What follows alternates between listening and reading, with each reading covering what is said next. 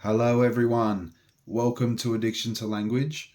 I am your host, Andrew, and in this video, it's kind of an extension to my previous video on the relationship between the meat that you eat and meeting other people. And the shared meaning behind these ideas was that they're both referred to in the flesh.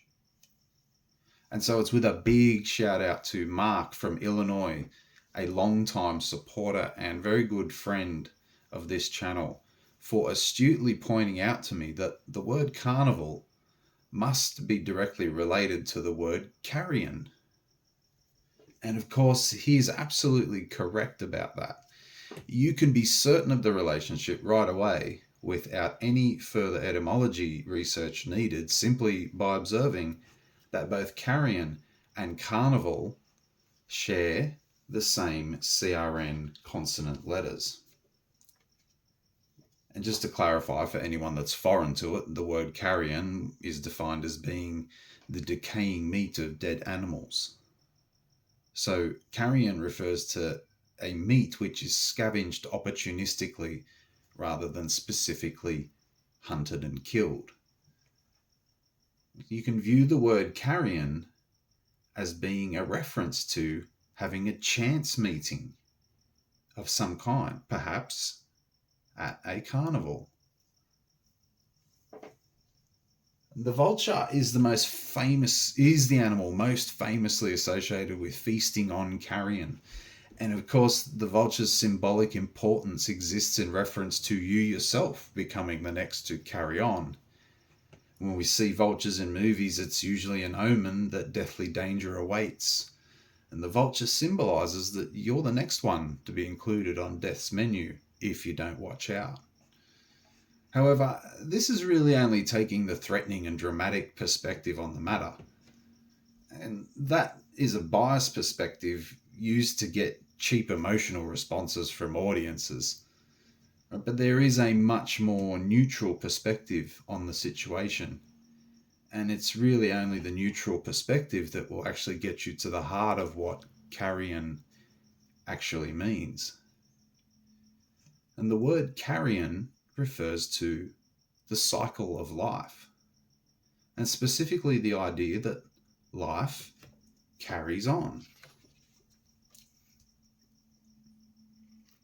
It doesn't matter whether or not you view the cycle of life as being a positive or negative thing, it simply is a thing. So, as an example of the truest things being said in jest, this one's quite a doozy. And the phonics carry on and carrion are actually originally the same meaning and idea, linguistically, regardless of how the meanings have drifted into separate words and definitions in modern times. That phonic carry on carries its meaning throughout time regardless.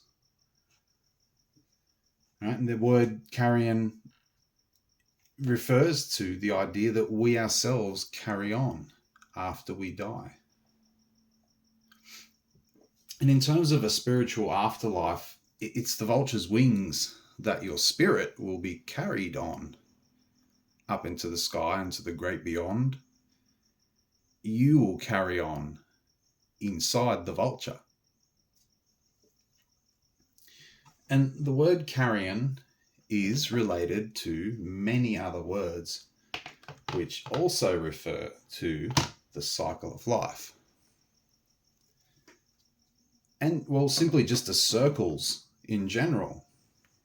And it's due to it's all due to the use of the consonant letters C and R at the root. Words such as arc and arch, corpse and curve, corral, corona, crown, crescent, central, and circle are all related to the idea of things going around. Even the words Christ and cross belong to this group of CR words. And you might not immediately consider a cross to be related to circles, But it actually doesn't matter what shape you're dealing with, because for anything to go around, there has to be a point of intersection between lines.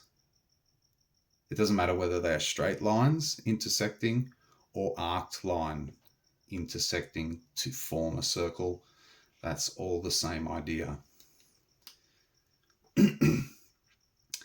Right? The fact that we use the term crossing over to refer to the moment of death at the end of our life cycle, at the point where the start line and the end line meet. Okay? This leaves the Jesus on the cross symbol looking, again, a little like nothing more than the world's longest running secret dad joke. And Jesus on the cross symbolizes crossing over at the end of life. And I apologize if I offend anyone by saying that. That's not my intention, because I believe the Jesus story should be no joke. However, I also know that I don't have a complete and reliable story on it either. And there are simply too many unbelievable aspects involved in the story. Okay, unbelievable aspects that enable it to be treated as a joke when it shouldn't be. It's always good to remember that history is written by the winners, and that only a select few people actually ever knew how to write that history to that extent in the first place, or at any given time. Writing was and still is a specialist profession, performed at the bidding of wealthy and powerful people in the past. Jesus left no written records of his own. The people who killed him did, though. And as my dear mother would always tell me, you shouldn't believe everything that you read, Andrew. I do believe that there was a real and more physically plausible version of the Jesus story, and regardless of whether or not we ever discover that story, the good news is that the story Jesus tried to tell was obviously about something much older and far more important in the grand scheme of things than himself.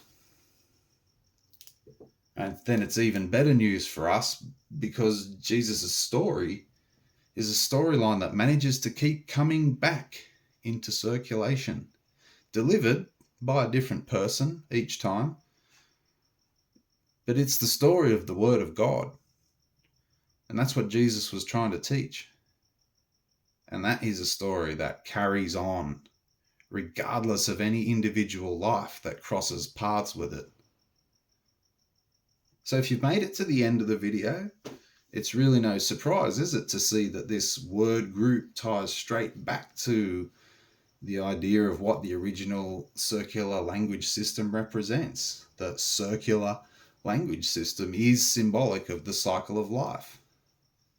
It's not only symbolic of the stages of a life cycle, it tells a story about what life on Earth is, broken up into 25 essential narrative arcs. And the letters represent concepts that we will all experience in our life, and they're concepts that life can't be experienced without. Until next time.